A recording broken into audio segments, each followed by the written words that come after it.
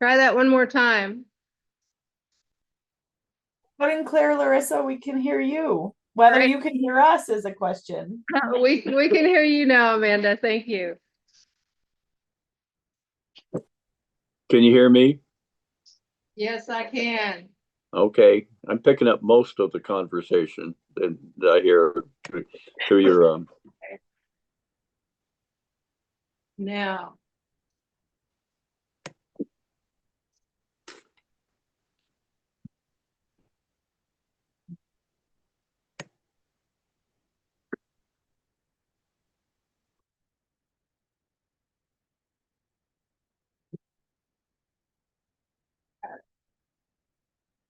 Yeah.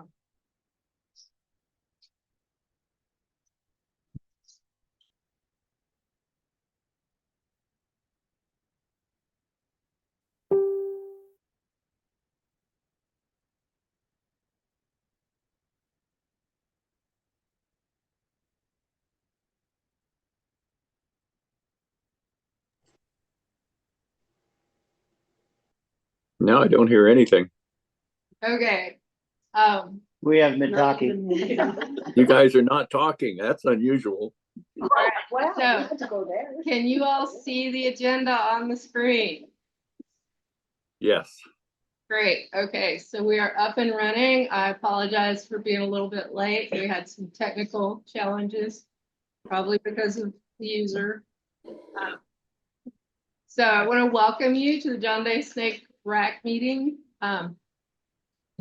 We have a new member here and a second timer who probably hasn't memorized everybody's names yet. So we'll do a little logistical stuff. First of all, the restrooms are outside. The men's room is on this corner. The women's room is on this corner.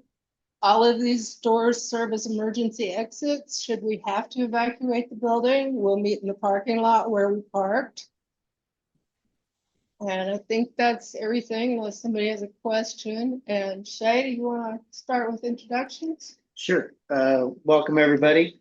I'm Shay White. I represent Dispersed Recreation, and I'm the chairman of the RAC. And I am from Meridian, Idaho. I'm Mary Flishman, and I represent environmental conservation, and I live in Bend, Oregon.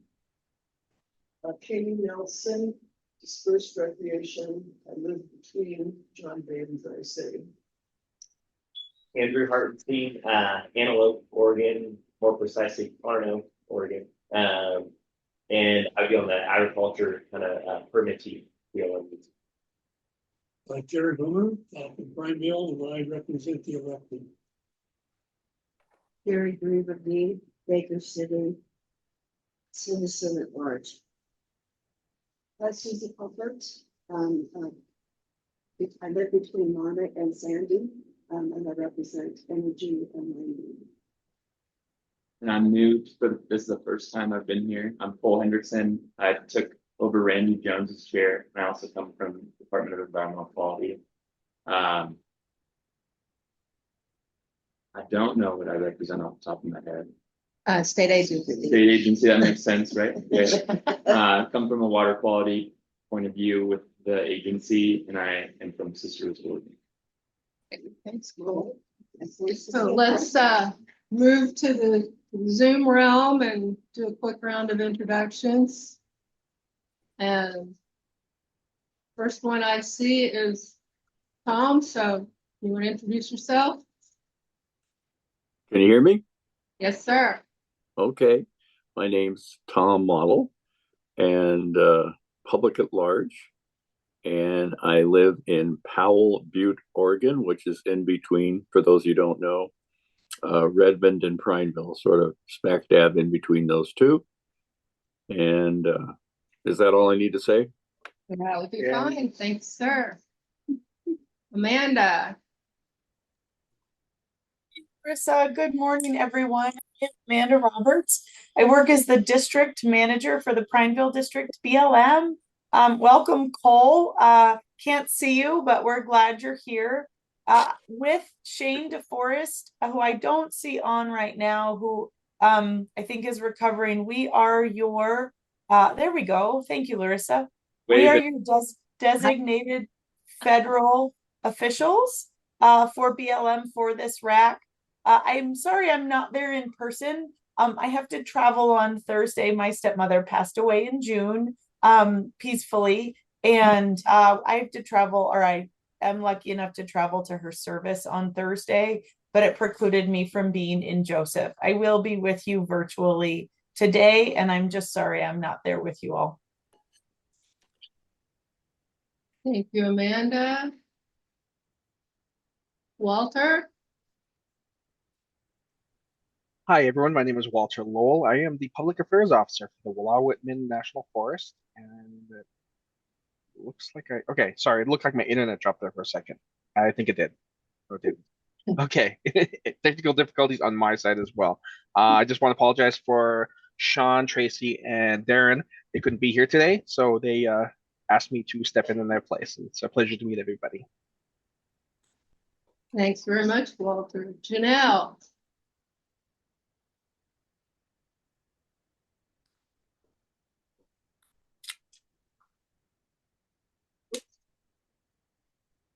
Janelle?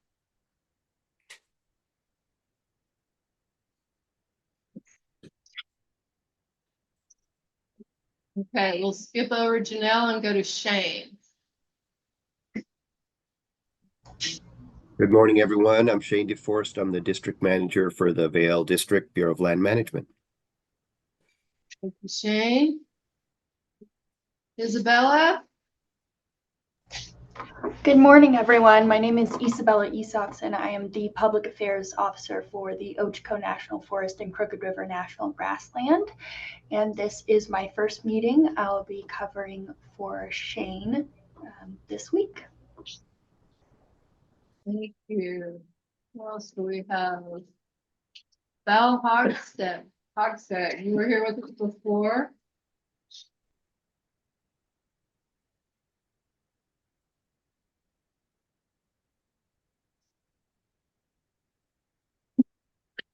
We're glad to have you. So Janelle, did you want to introduce yourself? Oh, I didn't see my unmute button, so that's why I missed you before. That's all right. And the chat is turned off, by the way. Anyhow, I am Janelle Garceau. I'm with Oregon Wild Horse Organization. Thanks for having us. Thank you. And Good morning, everyone. My name is Ann White. I'm the policy manager with Oregon Natural Desert Association. Looking forward to hearing all the updates today. Thank you. and Nick. Yeah, good morning, everybody. My name is Nick Weber. I'm a assistant field manager with the Central Oregon Field Office in the Prineville BLM. Thanks. Did I miss anybody? Great. So the reason the chat is off is because I'm not technically talented enough to manage a meeting, presentations, and a Zoom chat all at one time. So I apologize for that. If you have a question or comment, feel free to raise your hand and we will help. So, oh, Katie. I will be talking about wild horses tomorrow. Good news and a concern. So hang in there, wild horse people.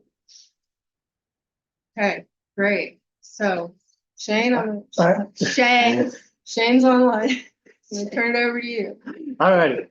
So welcome, everybody. We have some, No notes. Huh? No notes. we don't have meeting notes. Okay. We have any housekeeping notes? No one took care of that. Took care of that. All right. Does the agenda look good? Anybody have any questions about the agenda? Okay. Move on from that. And then, if we don't have any notes, can I get a motion to, So moved. bypass the meeting minutes from our last meeting? So moved. Okay, we got first, Second. we have a second. And all those in favor? All opposed? All right, Thank you. cool, we're gonna catch back in. Let's go ahead and do, Agency updates.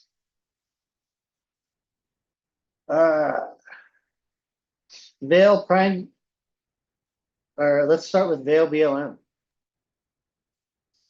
All right, good morning, everyone. So you should have copies of our quarterly update document in there. It is a little dated, so I apologize for that. We're working on a new one, but we weren't able to get it done in time for this meeting. I'm going to go through them and go through some pieces of it. There's some parts in there that I won't talk about, but I surely will be able to respond to any questions you might have about them. Excuse me, I apologize. My voice is coming and going here a little bit this morning. So we're really excited. Our National Historic Urban Trail Interpretive Center opened back up, and we have experienced some really excellent interactions with the public. Our numbers are running about where they were before we closed for the year, and so that's actually really good. It's pleasing for us that the public hadn't forgot about us and that they were so excited to begin engaging with us again.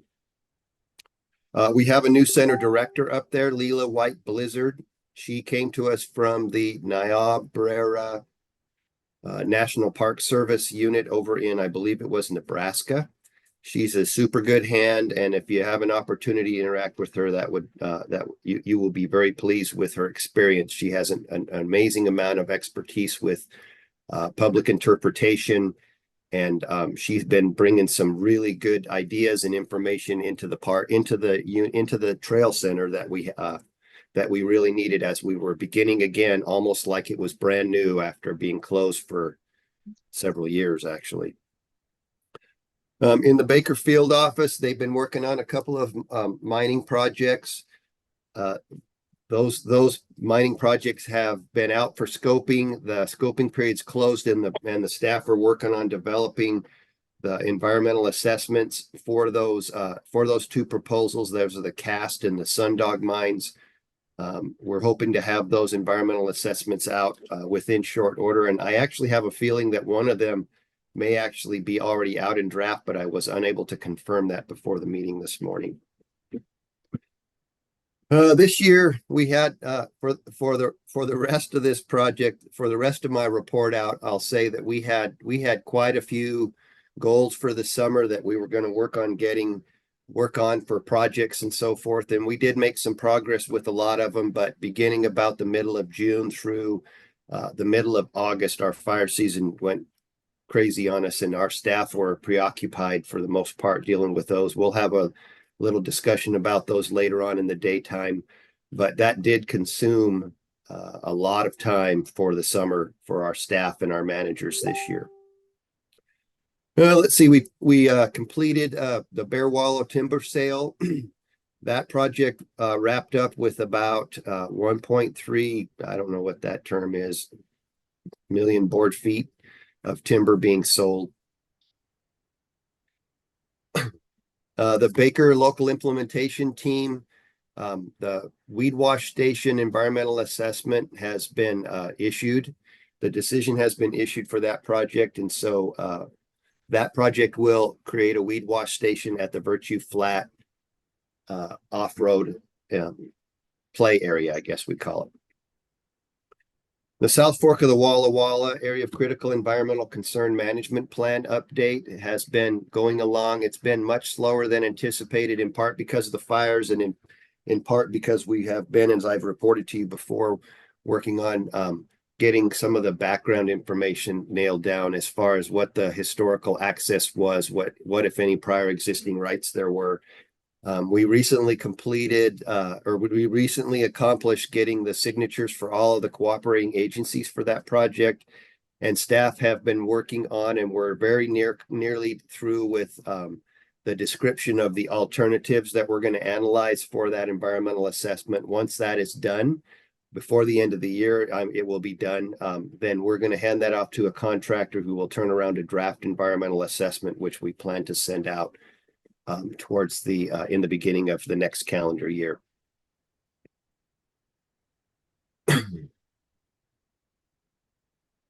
There's quite a few other things in here.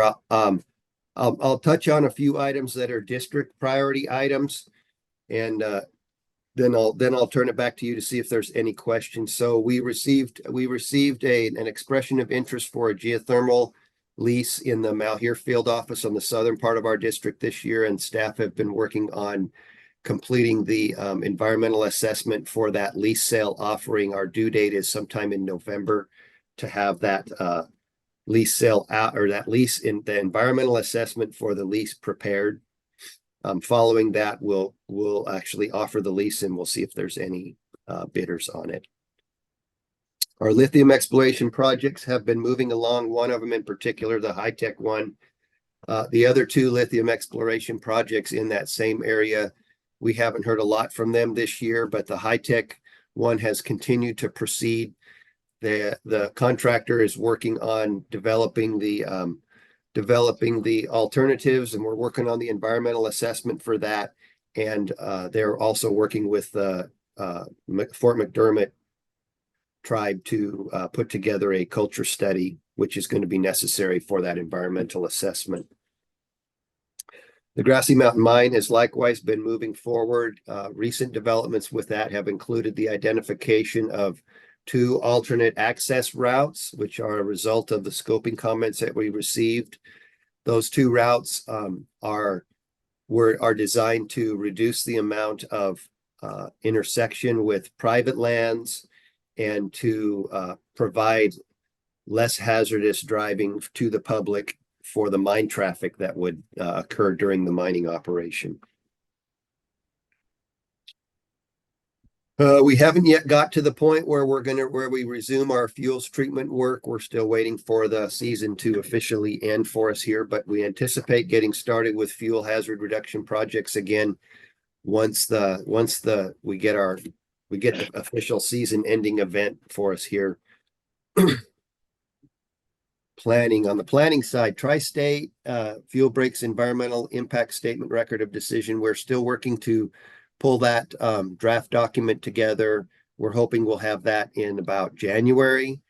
The Louse Canyon Geographic Management Area Grazing Environmental Impact Statement draft EIS is currently being routed around through our reviews so that we can put that draft document out on the street for public comment. We're hoping that will happen towards the end of December into early January.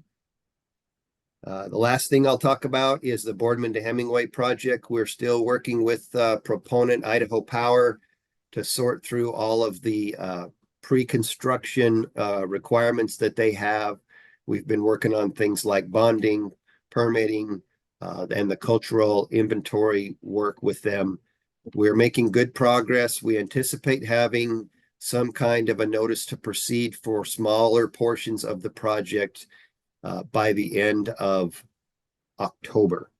There's going to be an awful lot of that project that's still going to be pending. And remember, we do not authorize activity on the private lands. So that's a process they're working independently with the state of Oregon. And I will go ahead and stop there and see if there's any questions about anything that I said or what I didn't say. And other than that, I'll be done. Any questions? Terry? There were some concerns before the fire of habitat for the sage grouse with all the fires around. What is that? How is that coming along? I'm not sure I understand your question. Can you say it a different way? Well, it was a critical area in Baker County for sage grouse. Have the fires changed that? And if they have, how did it change? Yeah, so I think you're talking about the Baker Pack and the Badlands complex of wildfires. Those fires will represent a new disturbance in the area. We are looking at some rehabilitation treatments in there that will hopefully offset or mitigate or reduce the impacts to sage grouse. But the fires themselves are absolutely going to have an impact on the sage grouse in the area. especially where the fires occurred, to the extent that the sage grouse populations were using those pieces of the ground. Thankfully, the Badlands complex of fires was a series of fires, and they were spread out, and our fires never got super close to those packs that are in decline around the Virtue Flat area. But they did occur inside of that pack, and there were some habitat impacts associated with it. Does that answer the question? So my understanding is you're in the process of mitigating that right now. We're in the process right now of let me think here for a second. We just had a meeting. I want to get it right. So for the Badlands complex, we have reviewed the fire effects, and we have developed our emergency stabilization and burned area rehabilitation plans and submitted those proposals to our national office for review. Those plans will include a combination of different kinds of treatments, from herbicide to seedings. And what we're waiting for now is final review of the projects and approval, and then we're going to be looking to our contract windows to implement those treatments. I think that's answering your question. I'm sorry, I'm struggling a little. Thank you. Okay. Anyone else? I just want a point of clarification. So with the EA that's happening with the McDermott exploration project, it says that after that analysis, that the public will be able to comment on that. Is that correct? Yes, the environmental assessment. Let's see. Yeah, the environmental assessment for that exploration project will go out on the street for public comment. Correct. Okay, thank you. I'll be sure and forward that to the RAC. And also for the Zoom folks, if you could state your name when you speak. So Terry was asking Shane about the tax, and then Mary was asking about McDermott. Thank you. Thank you. Thank you. Amanda. We've got a question from Anne. Anne, do you still have a question? Yes, thank you. Sure. Just a question for Shane. Do you have an ETA on when the draft EA for the high-tech plan will be released? I'll get that for you before the end of the meeting today. Okay, thank you. Let me just check. Okay. Thanks, Amanda. Sure. And Larissa, if only if it works for you, I'd be happy to monitor the chat if you opened it up, and so that you wouldn't have to do all the above. It might help those of us online a little bit. If it's too much, no worries. But if you're able to do that, I would be happy to monitor it during the meeting and speak up accordingly. So what just happened was she was covered up. We couldn't see her in the bar, so we didn't see her hand raised. So sorry. Okay, I think I've done it. Can you see the chat? And we can. And if folks want to continue looking at the agenda, we can, or you could see faces a little bigger if you stop sharing that screen. I defer to all of you.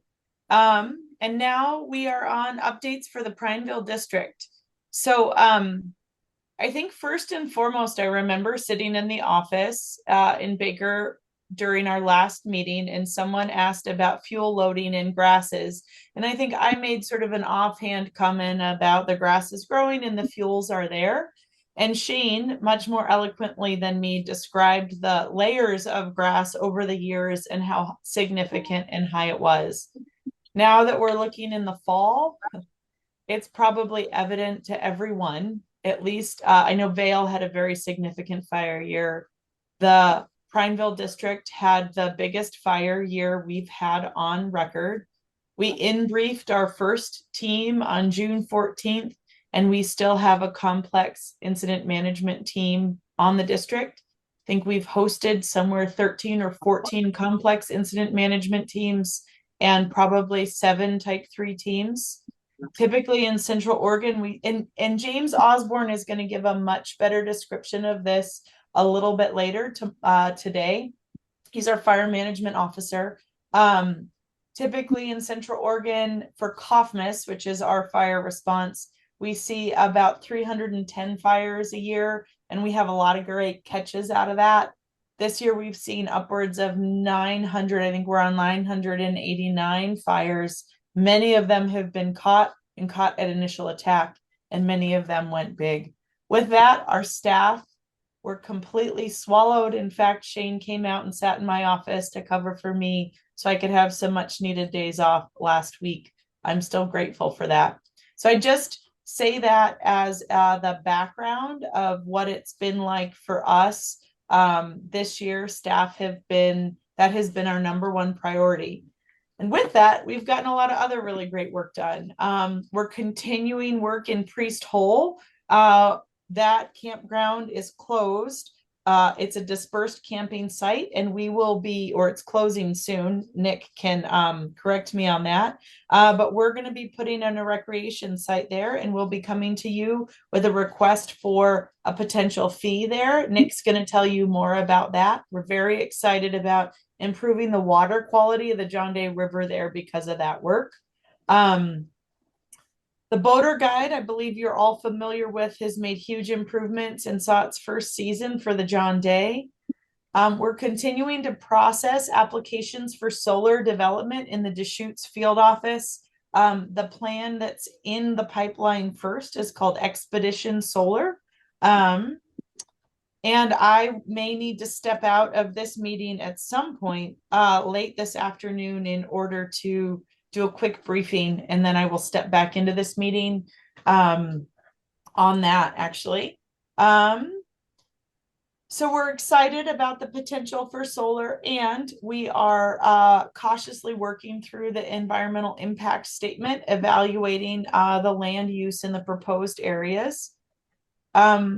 Similarly, we have a major project going on with the Redmond Wastewater Pollution Control Facility and the wetlands complex happening in Redmond. There's an application for the city to use BLM public lands for that water treatment center and then wetlands there, which I think it's really interesting. Deschutes County has selected a place they call the Moon Pit as its final location for the Deschutes County landfill. With that would come a right-of-way or a potential right-of-way through BLM lands. And the county needs to obtain that right-of-way.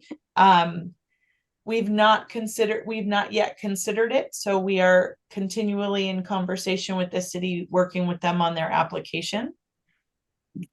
Let's see, we'll be acquiring some land in some incredible habitat with LWCF funding along Paulina Creek in the Little Deschutes River.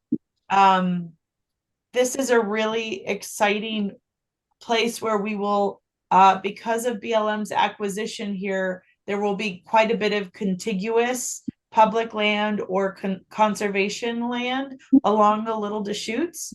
And a lot of wildlife habitat impacts, among other things, and I think that's going to be pretty neat. As you all have heard, our recreation is increased close to 300% in some areas. With that, we're doing around, I would say, in Deschutes and Crook counties. Horace Ridge Travel Management Plan, EA, is out. I believe it went out. We've done the 30-day pre-scoping. A lot of comments. E-bikes are a topic of conversation there, and so we're looking at considering what a decision might be there. Let's see. Is there a question in the room? No, I banged my foot. Thanks, Shane. We're improving our facilities at our guard station in Grass Valley for fire. Again, you'll hear a lot more about the fire season a little bit later. We are having some success in staffing that we haven't seen in prior years that has been hugely helpful for us. And I think we're on a good trajectory there. And I think that that's what I've got. Any questions? Jerry? Yeah, Amanda, this is Jerry. I have a couple of questions. I know the solar that's been discussed is out south of Pineville along Milton Road. And that's an OHV area out there, and there's a lot of permittees out there both. It's an area that's probably highly sought after for solar because it's right there next to the transmission line. How's this all gonna work? What do the ones that have use in there now, does that just go by the wayside and the solar takes precedence over it, or? Yeah, it's a really good question, Jerry. We're gathering, and I think we've been trying to work hand in hand and keep the county in particular up to speed on where we're at in the process for that. So it's going to be an EIS, an environmental impact study, to kind of evaluate the uses of the land in that area. And with that, there's a lot of back and forth with the company on where they might narrow their proposal, where they might have more success because that portion of the BLM land might have fewer impacts than a different portion. And so it's still in that conversation stage, looking at what those pieces are on what their application might be, where we might know that there would be a conflict. For instance, a given right-of-way might be there. We have a National Historic Trail. It's an ACEC. And so we're basically saying there's an ACEC for I believe it's the wagon trail in that area, historic portion of it. And so we're saying if you don't apply to put anything here, your application will be less complicated as we evaluate the impacts to that ACEC and evaluate the impacts around. So it's all still being considered. And for grazing, I can tell you that it's I think, and I can look it up, but it's like 5% of one allotment on the expedition would be impacted. So it's not an entire allotment. It's about 5% of a grazing allotment for expedition that would be impacted. And the BLM would consider those impacts in making a decision. Okay. And this could change. Could I just say that all this is subject to change? So what I say now, if the application is changed or modified, please don't think I'm lying or fibbing. It's just that it's an evolutionary process as the application comes in and we evaluate it and look at a decision. And then another question, maybe it is 5% or whatever that number is. Would they be allowed to use another permit that somebody has if they take a non-use on, or are they going to try to go ahead and make sure they keep it whole? Any thought went into that? I don't think that decision is there. I think grazing rules are fairly complicated. I don't know if it would mean that they would have priority for any other non-grazed areas. I'd have to check with one of my range management specialists. I believe that there is the opportunity for the company to mitigate those impacts to that permittee if those AUMs were to go away. And it's still premature to answer those questions because a decision hasn't even been made on what might be happening there. It's all kind of up for consideration and under the multiple use mission. Yeah. And then one other question, and I'll shut up, but I know in the fall of 23, the Pineville area, we had a really wet fall, and the grass already got started to turn green, which was great to have that. And then all the moisture in 24, and the cheatgrass especially, it was 1.5 feet high. In a lot of these areas, especially in the Forest Service and stuff, my question would be, when you get that kind of a year, is there any way you can put more cattle in there for a shorter period of time and put them in early to get rid of that cheap grass while it still has value instead of leaving it and then it really becomes a fire hazard. I think those kinds of things are on the table. It takes time to evaluate that, and I'd have to check with my range management specialists on what the flexibilities are or are not. So that's kind of my bureaucratic way of saying, I don't know, Jerry, is the answer. I think that those ideas are considered and hopefully talked about with permittees, but I don't actually know what the boundaries are. There's often a lot of considerations before any permits get changed. Yeah. And there's some flexibility on when cows can be put out or not, given to the field manager. But my question, it takes so long for anything to go through the BLM or the Forest Service to make changes. Something like this has to be made probably within 30 days if they're going to decide to do that. I was just wondering if there's going to be a tool in the toolbox after this year that might be available. So Amanda, if I could jump in, there is a tool. It's complicated because everything we do is, but I can fill you in a little bit on it outside of the discussion here. Certainly would share it, with the group, with anyone who's interested. Is that all right, Amanda? Thank you, Amanda. I can look to Shane real quick. Shane, if I remember at our last SLT conversation, we're looking at our grazing regulations nationally, and they're still not coming out with them. I haven't heard a date. Is that right, Shane? Yeah, Amanda, it was my impression. It's been a while since we've talked about it, but I thought they had set that process aside. But I could be wrong.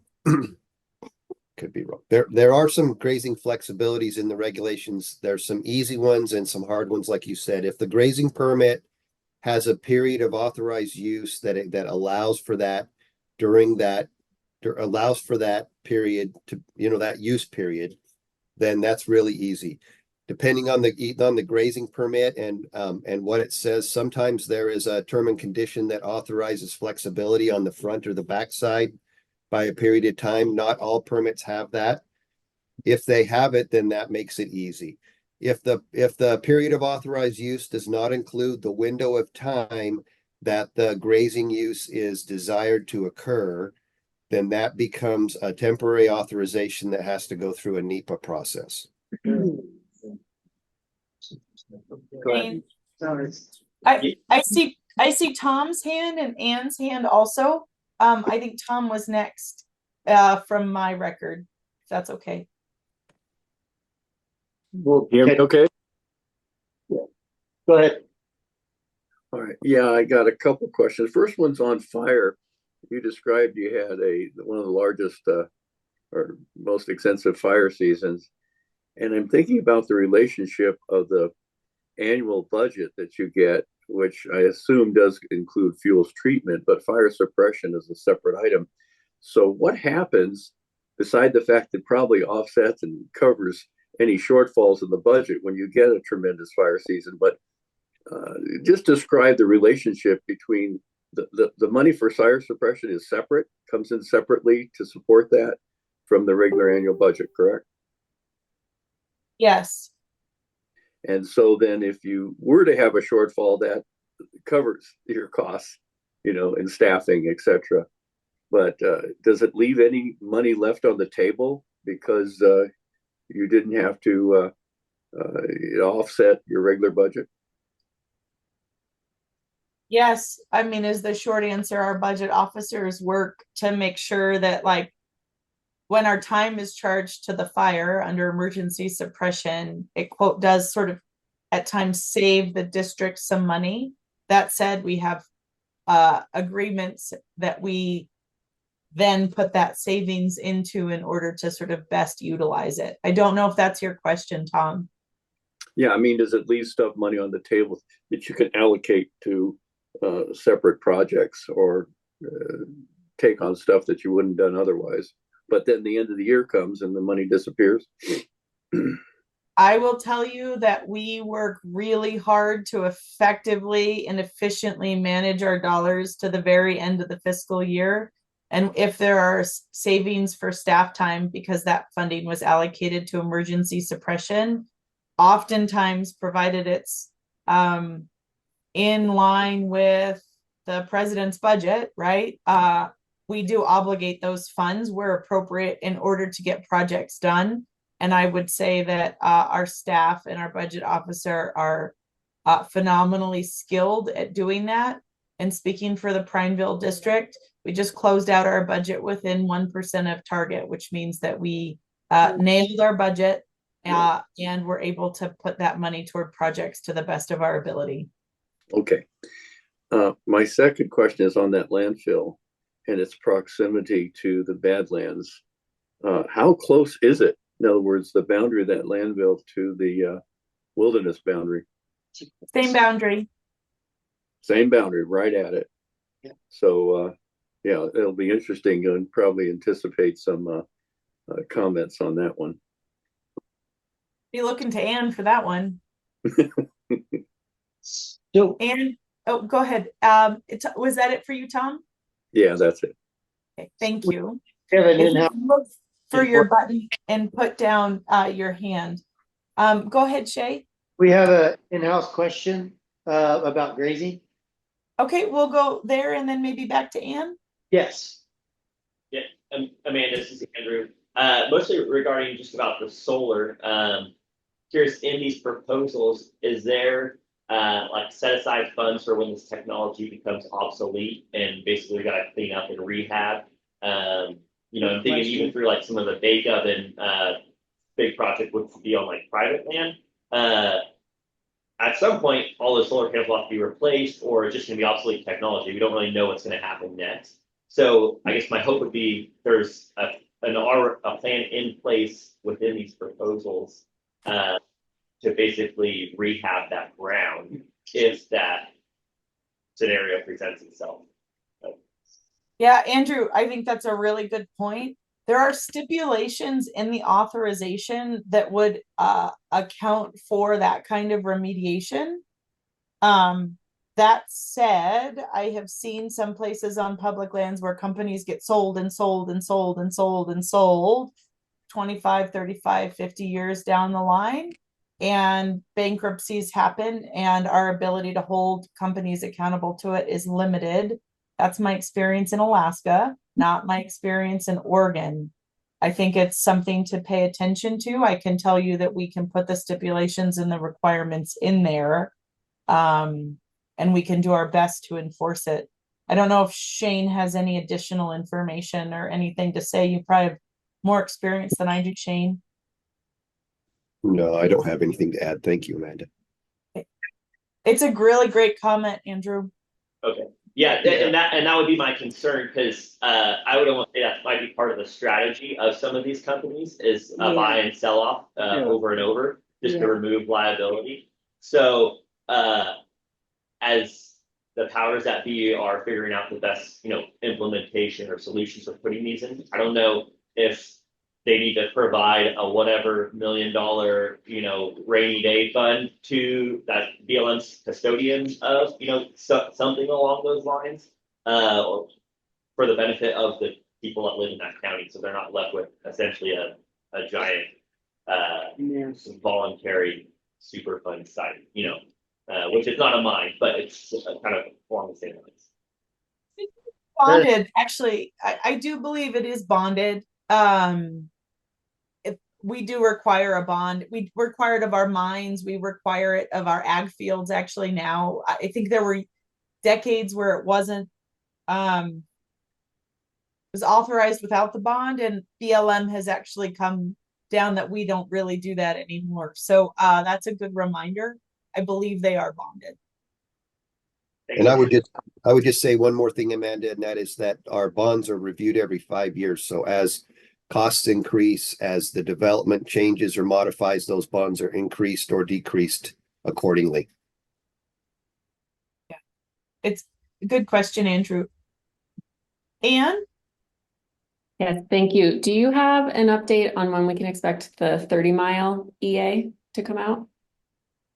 Wait, unfortunately, that's the EA that has continued to get punted.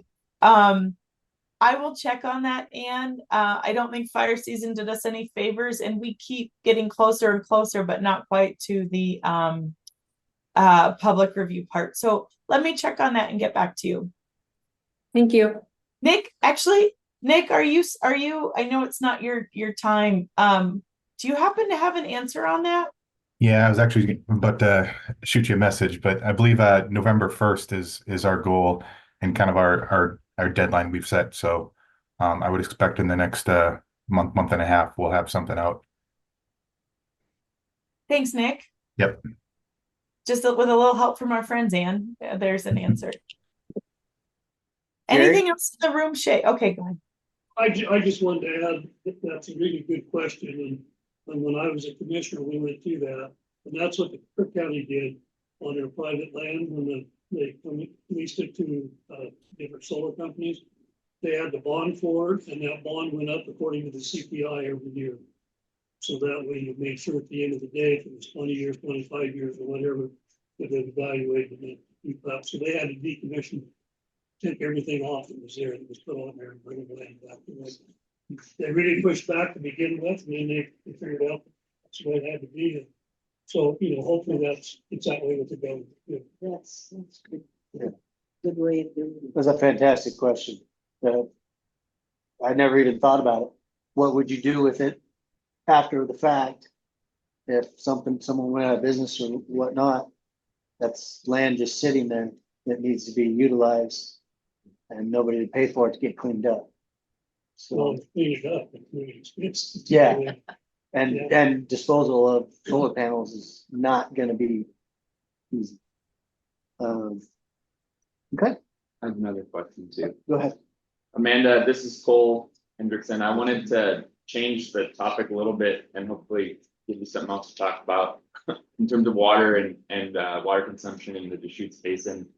With the Redmond wastewater pollution control facility, are they planning to expand their use of surface water or groundwater?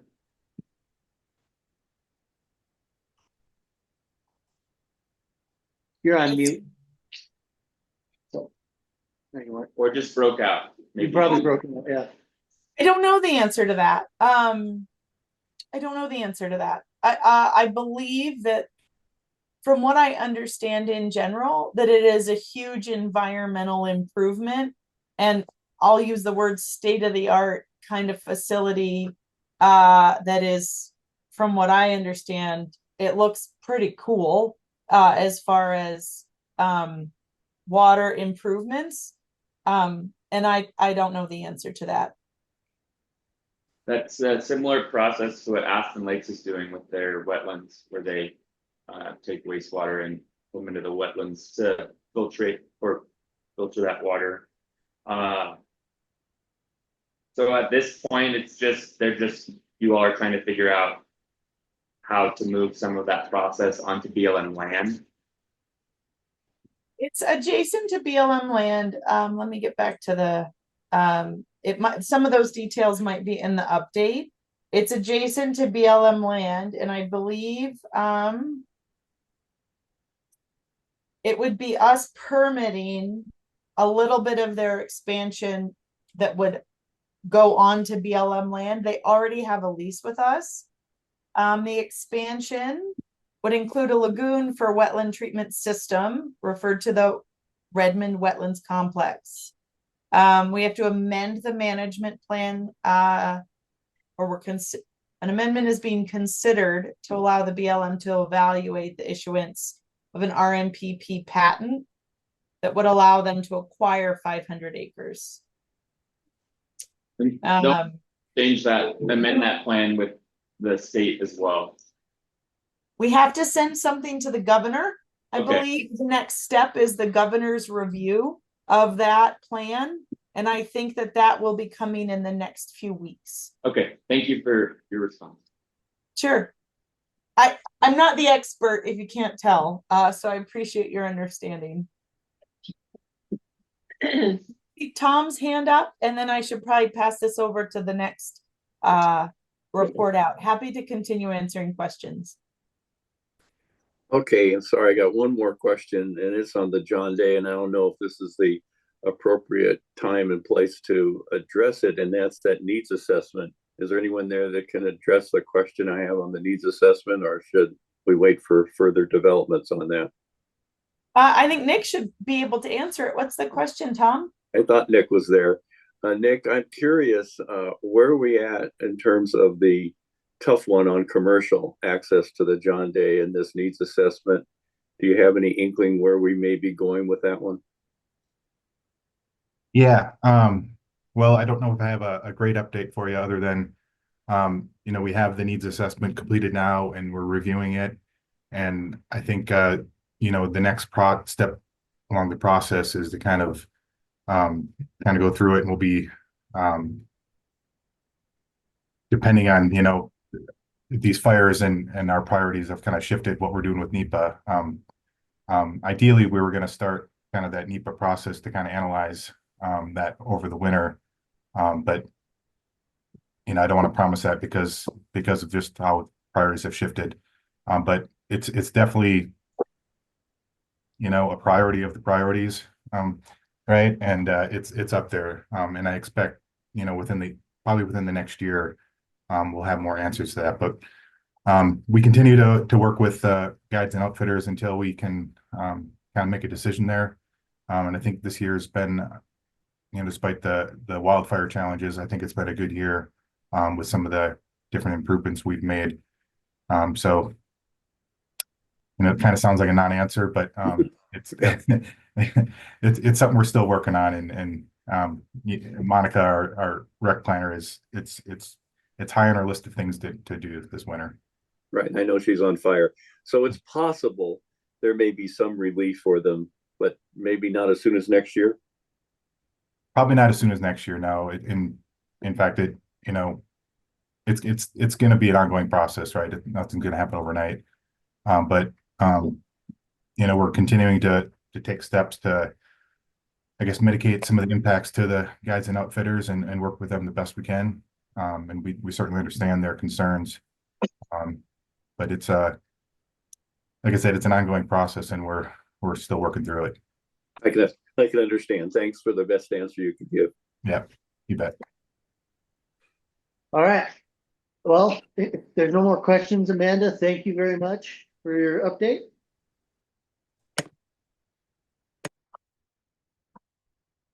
And we will move on to the Deschutes.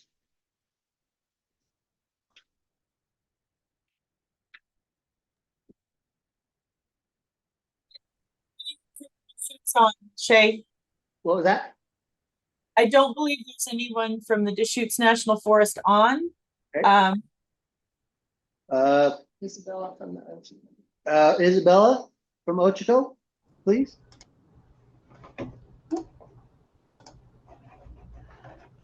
There we go. Good morning again, everyone. I am going to echo a lot of what Amanda has stated in that this has been the largest fire season on record for the Ochiko National Forest and Crooked River National Grassland.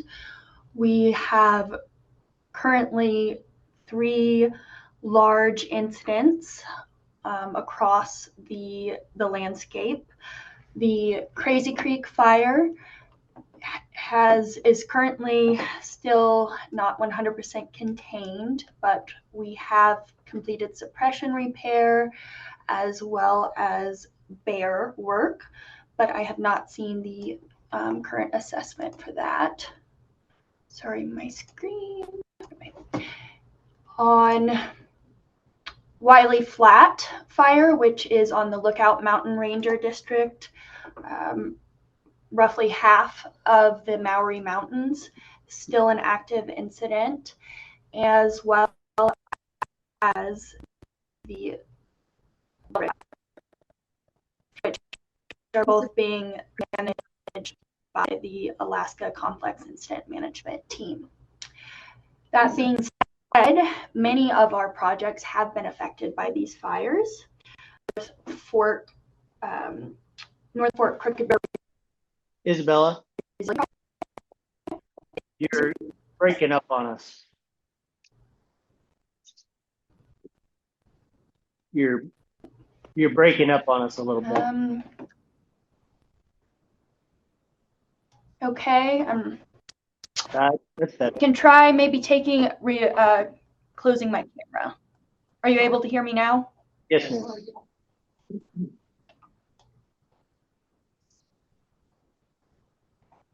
Can't hear you all. We can hear you. Okay, great. Well, I'm not sure where I was cutting out, but I was saying that the fires have impacted many of our projects, most notably the North Fork Crooked River Resiliency Project, as well as the Jackson Watershed Fuel Break.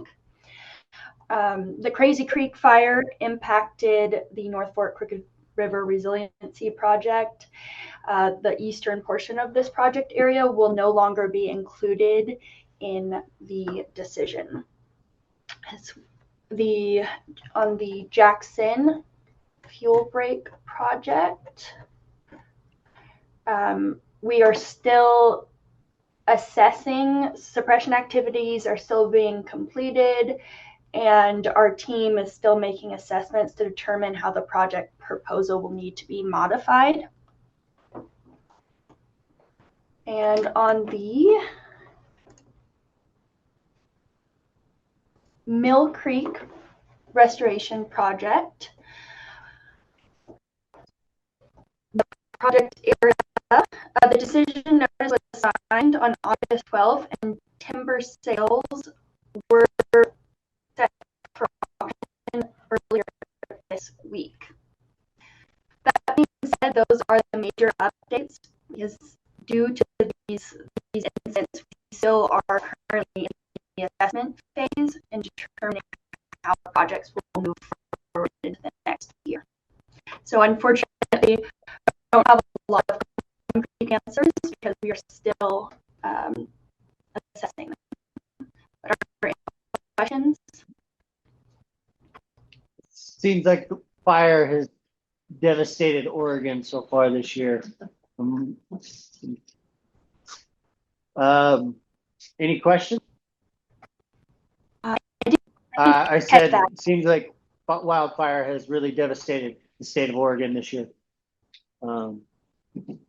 Any questions? Absolutely, absolutely.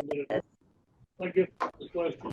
If I'm not mistaken, about 850,000 acres New Mexico National Forest. If I did my math right on the Whiting Flat Fire and the Crazy Creek, that's 116,000, which is 13% of the National Forest burned. Is that correct?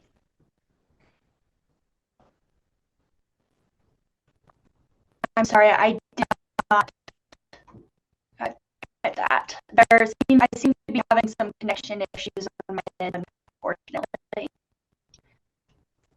But if there are questions, if they're considering the connection issues, which I apologize. We'll type it into the chat. Thank you.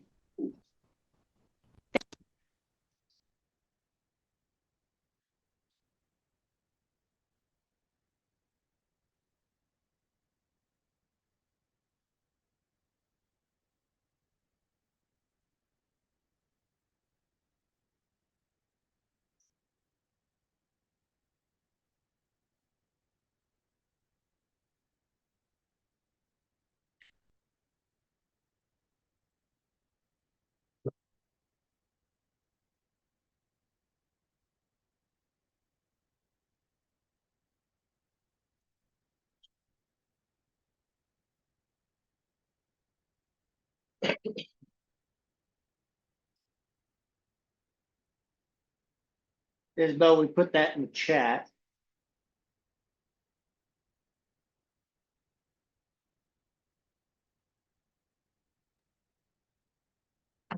Confirm the exact acreage and come back to the meeting, Shay. That might be a little bit easier. Okay. Yeah, we'll come back. Any more questions for Isabel? If not, we'll move on. Let's go allow Whitman.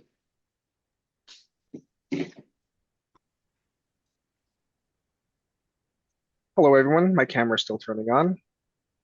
So I can get started. All right, on the packet, older from last week.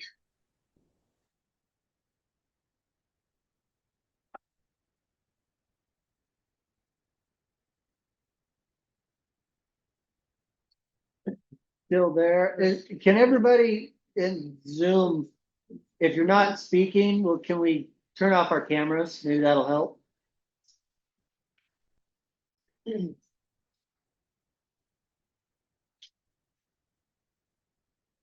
Walter, we've lost you.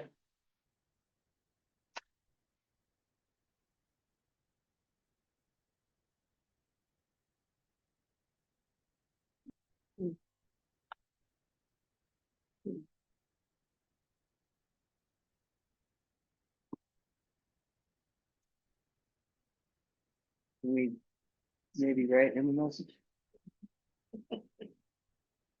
Hello there, am I back? Oh, there you There are. you are. As soon as I clicked video, it signed me out, so I'm going to leave the video alone for now. All right. So, in the packet is the older version of what you sent over. I've got the update of that yesterday, so I'm going to go off of my updated information. You can find the unupdated information. It's the stuff that's highlighted. So as I go down the list, if you see something highlighted, expect to hear something different than what's on the paper. So moving forward, the Blue Mountains Forest Plan Revision is starting their next phase in their assessment. They are transitioning from the assessment phase to the planning development phase. They in fact have a announcement which they told us they're coming out with this week. So it's going to be a huge announcement this week. I actually have a meeting tomorrow with them to discuss some of the changes. So I'm not going to go too far into that because all of this is about to change. And they do have a website set up on the Umatella's website, and there's also a link on our website that goes directly to the Blues revision plan, and so you can keep up to date on all that stuff there. And they update that regularly. They actually have a public affairs team specifically assigned to that, and so we're actually setting up there. It looks like they're gonna have some public meetings in probably December, late November. I'm actually just making reservations for Baker City on the 12th, or excuse me, 13th of December. So the next phase in public outreach and public yeah, interview for the revision is going to be the next stage of that. So moving on past revision is a history of what they have been working on this year too, if you want to catch up on everything that's going on. All right, we're going to move to timber. This is one of the highlighted spots. We had an assigned 28 million board feet was our target for FY24. Unfortunately, we came up a little short on that. We hit about 26.6. So about 1.4 million board feet is what we came short of. The timber sales were delayed due to workforce capacity limitations. And so these two of these are expected to be offered in FY25 and one in FY26. For recreation, the Hat Point trailhead fee has been delayed due to concerns with the stairs on the actual tower, so that's been closed to the public until that's repaired, till further notice. There's also part of the trail or the road that's leading up there we have to do some repairs on anyways, so there's going to be a lot of work done on there, and most of that's probably going to be done probably before the close of 25. All right, we're going to move down to fire. Now, this is going to change slightly due to something I heard of this morning. So currently, as of this report, we had 75 incidences in the calendar year, and we are showing 3,071 acres of prescribed fire accomplished. This number is going to double in about the next week or two. We actually have a major prescription burn. We're going to start. I'm actually getting the press release for that ready this morning, and that's going to be about 13 miles north of Oxbow, along the area, some of the Riverland area up there. And so that is a 3,000 acre prescribed burn that's planned there. That's supposed to start tomorrow. We're actually really re-evaluating the weather right now because of all the wind we've had both yesterday and today. So they're going to revisit to see if that's safe to start, but that's on our books and plans to start the season's prescription burns. As for fire recovery, we still have some of the hazardous tree mitigation on Forest Road 2440. That's the road going up to Hat Point, and some of the roads around the Double Creek Fire area. And so we're going to continue to remove some of those hazardous trees from that area. We're working with some other local contractors and some partners to do that.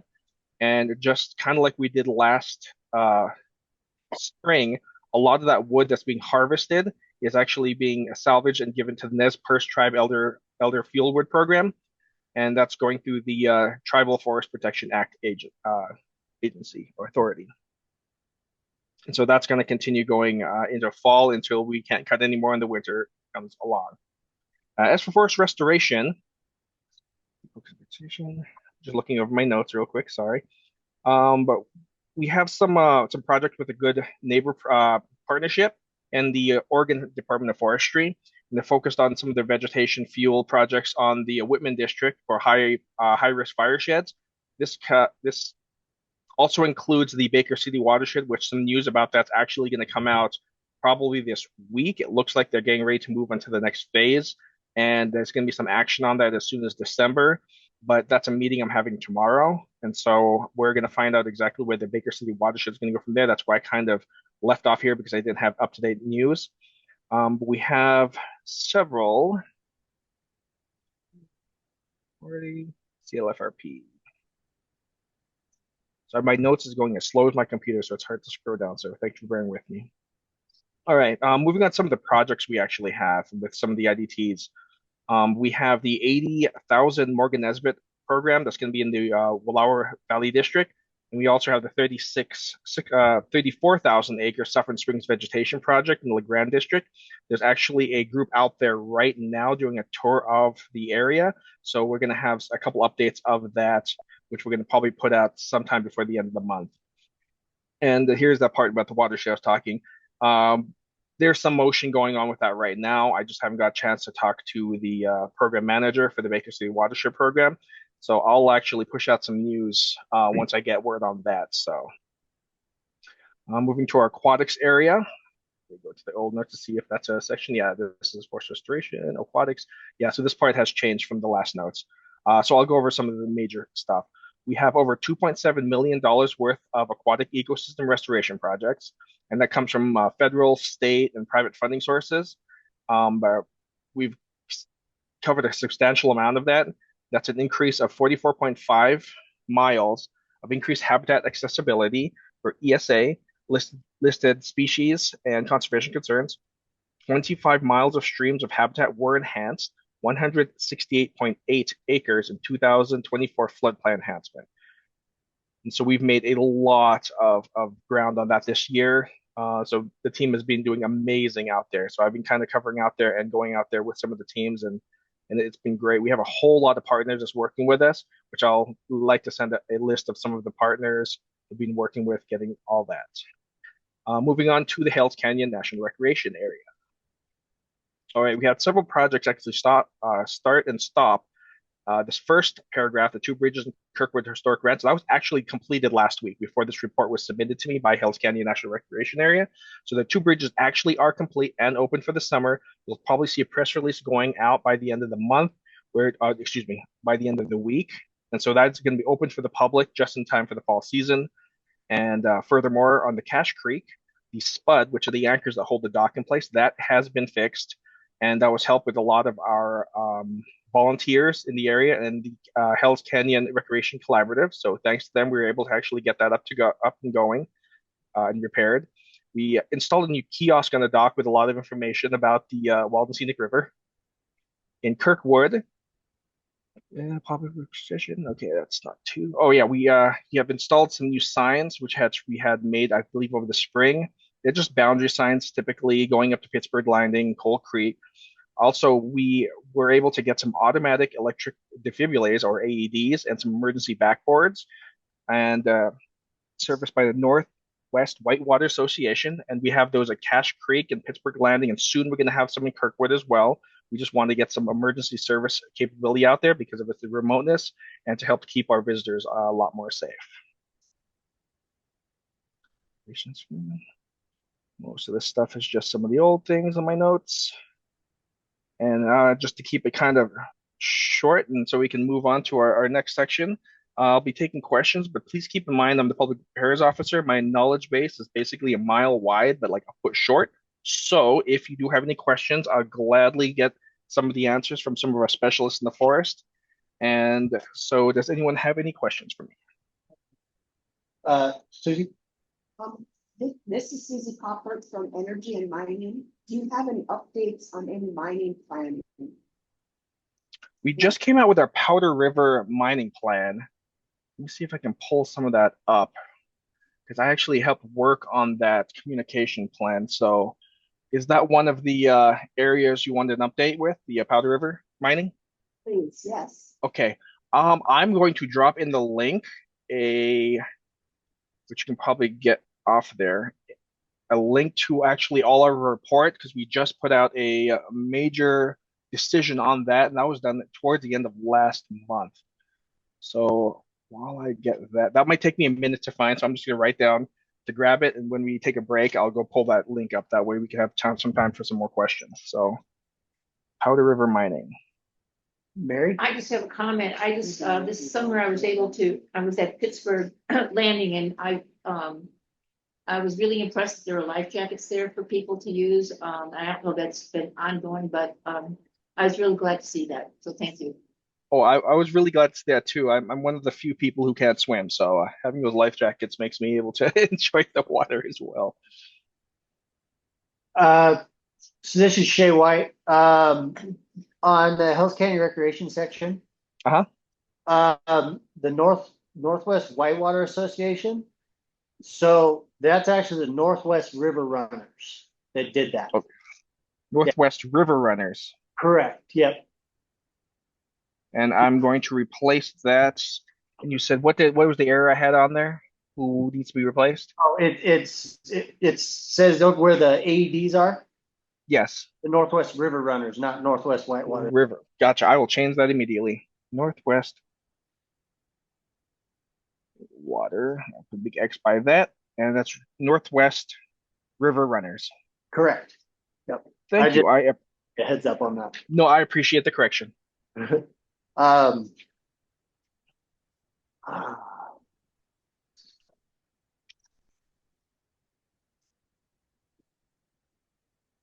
I had another question, but it eluded me.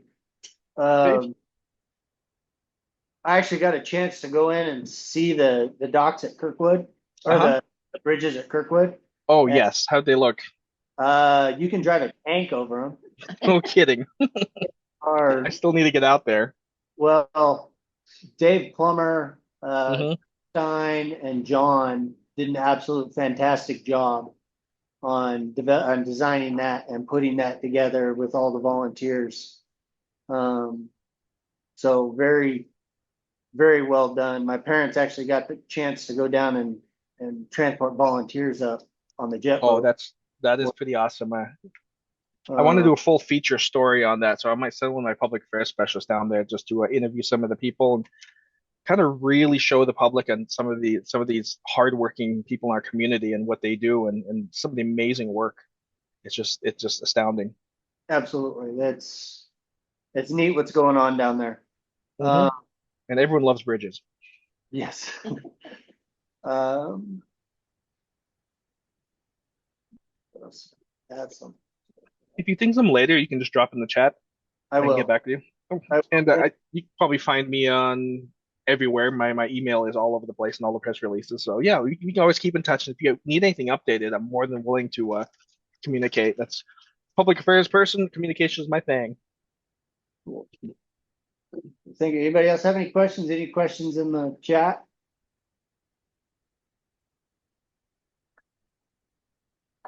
No.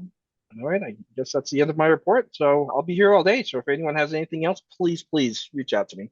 All right, thank you, Walter. So Gary, My pleasure. We did get an answer from Isabella. Crazy Creek fire was 87,000 acres, and Wiley Flat is currently 30,000 acres. So yeah, you're in the ballpark of 116. I think that's all. That's all. All right, well, we're scheduled for a break. We're a little ahead of schedule. Do we want to take the break now, or do we want to move on to Priest Hole?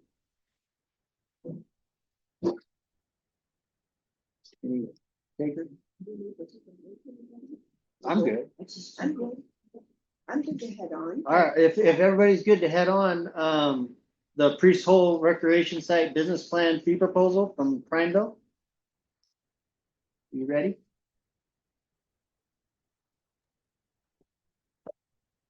Yeah, I'm ready. And the rest of you have that PowerPoint? Do you want me to pull it up or do you want me to stop sharing like you? Right. I could probably go either way. If it's easy for you to just grab and share, that might work the easiest. Okay.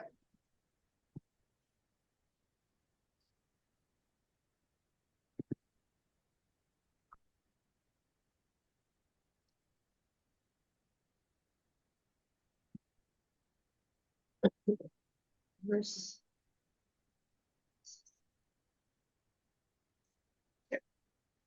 Thanks. Okay. Zoomers, can you see the? So sometimes there's a delay.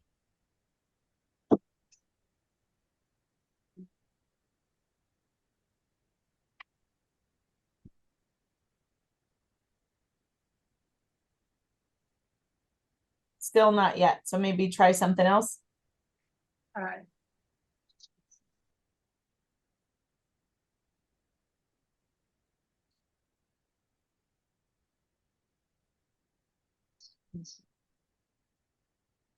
Mary, those life jackets were supplied by Northwest River. They did an auction and bought a bunch of life jackets specifically go into Hell's Kitchen. With help with Parks and Rec, Idaho Parks and Rec. Nice.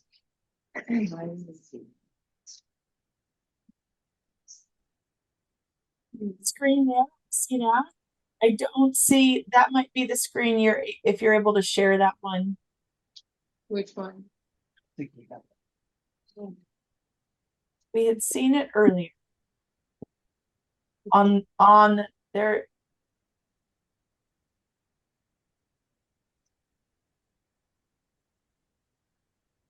All right, I'm gonna stop sharing. And There it is. There we see it.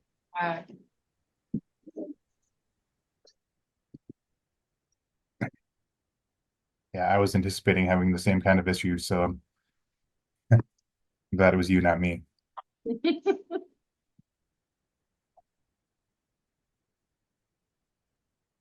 Okay, well, oops, there we go. You still see it? We got it, yep. All right. Floor is yours, Nick. All right, and I'll just have you move us along as I need to. So, okay, well, so again, thanks everyone. My name is Nick Weber. I'm the Assistant Field Manager in the Central Oregon Field Office in the Prineville BLM. And I manage our recreation, cultural resources, and realty staff. So this is kind of one of my babies here, this project. Let's see. I'd also like to apologize. I'm not there in person today. I can only imagine how nice it is out there in Enterprise. And after a long season of hot weather and wildfires, I'm sure it would have been a nice reprieve. So I'm disappointed I'm not there with you. So what I have today is kind of an update on two different projects that kind of go hand in hand with each other. I'll first give an update on our restoration recreation enhancement project that we have starting at the Priest Hole Recreation Area. And then I'll go right into an update on the business plan that we're going to be proposing here over the next year. So I think with that said, maybe next slide. Okay. So starting with the Priest Hole project, and I think what this project is at its core is a great example of what we can do when we have great staff and willing partners, and just finding creative ways to make impactful, positive change for both the public and the public lands that we manage. For those of you that don't know, Priest Hole is a popular recreation spot along the John Day River, about 13 miles northwest of Mitchell, Oregon. If you ever been to the Painted Hills, it's just kind of down the road from there. Over time, and I think especially since the kind of the COVID and social media era that we're in now, we've had an increased pressure on our public lands and recreation. And this area in particular has turned into one of those areas that is starting to kind of be loved to death. Our park rangers, our seasonal park rangers that we've had out there, that continually are overwhelmed, cleaning up countless fire rings, kind of gross ground toilets, and just trash of all kind. It's also a common area where law enforcement presence is needed. And just a little bit of history with this. I don't know exactly the year, but I'd say about 10 to 12 years ago, we kind of looked into developing a plan to develop the campground. Completed the NEPA, but I think it was after, from what I hear, public and just not a lot of support for it. We ended up putting that project on the shelf. Again, I wasn't here then, but that's what I hear. But if you fast forward then from that 10, 12 years ago back to about 2 years ago, we had an opportunity with some funding that became available to kind of look at this project again and see if there's anything we could do. Again, we reached out to our county partners and kind of solicited public feedback, and this time the response was much different. And I think it was, as Central Oregon's growing and recreation pressure has grown, I think that just I think the need for that was seen a little bit more. So one issue that we did have, though, as we were contemplating whether we could take this on, was just our own capacity and what we could take on, particularly when it came to engineering and project management. We just had some gaps in our staffing levels there. And frankly, just with our workloads, we're not often able to take on non-discretionary projects like this. But I guess as the cliche goes, where there's a will, there's a way. We had a lot of hard work and determination from some key staff members, and we were able to bring in Wheeler County Soil and Water Conservation District through an agreement to help manage the project. Essentially what we did is we moved the funding that we were able to receive into an agreement, and then the Wheeler SWCD was able to fill in the engineering and project management gaps that we were lacking. And it's been a great partnership. They've done a remarkable job getting us to a point where we have a site design completed and a contract prepared and awarded. You could probably go to the next slide now. And so that kind of brings us where we are today. So the contract was awarded to a local company out of Prineville. We have a lot of confidence in the site design we have. While the county partners have been managing it, we've had a lot of input and been able to be part of the whole review process.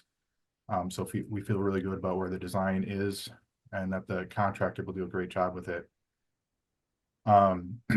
Initially, we were going to break ground in August, but as what kind of seems to be the theme of the day, environment or the industrial fire protection levels and the various fires burning around the John Day Basin just didn't allow for us to do that. So we pushed that date back, and we're actually scheduled to kick that construction off starting next week.